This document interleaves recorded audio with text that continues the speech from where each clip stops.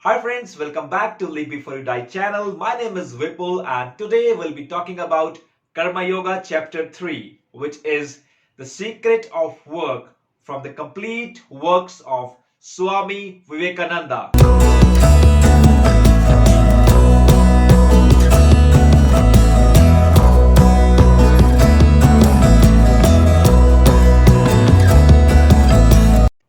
So Swamiji begins by saying that helping a man by removing his physical needs is great help indeed.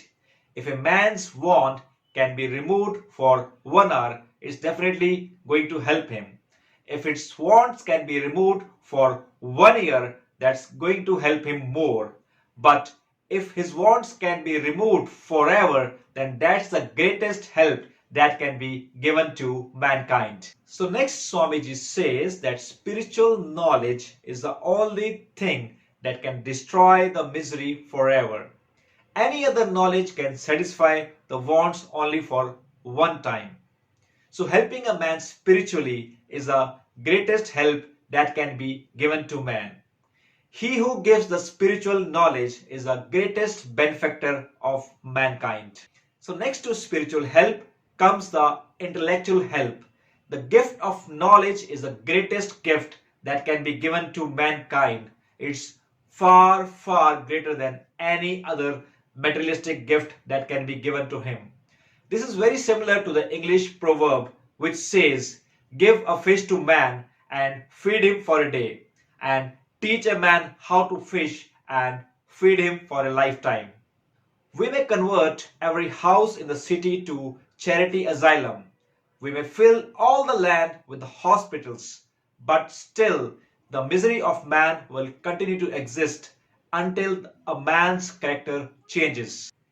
The central idea of Bhagavad Gita is to do the karma but not getting attached to it.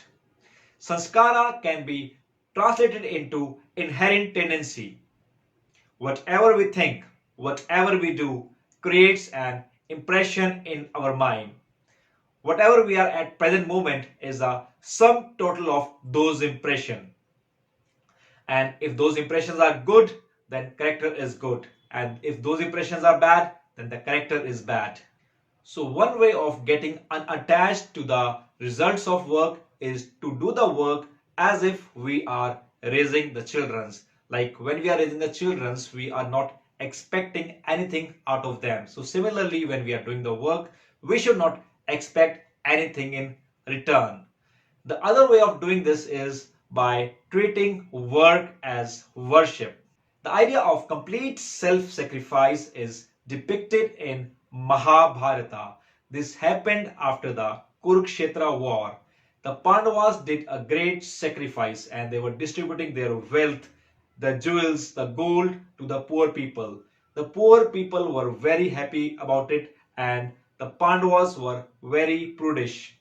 And then there came a mongoose and he started laughing at them and he said to them, "You all are liars. This is no sacrifice."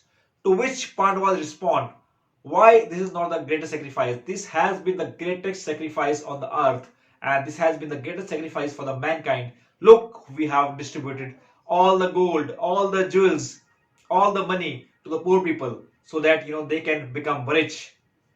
To which the mongoose replied, "Okay, let me tell you a story. There was a village wherein a Brahmin lived with his wife, his son, and his daughter-in-law.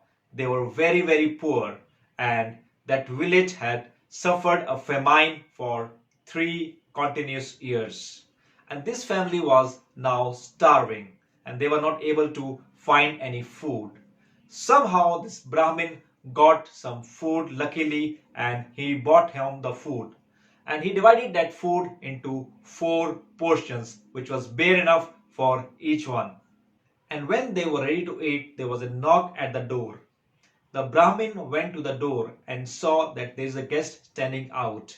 In India, the guests are treated as sacred and equivalent to God.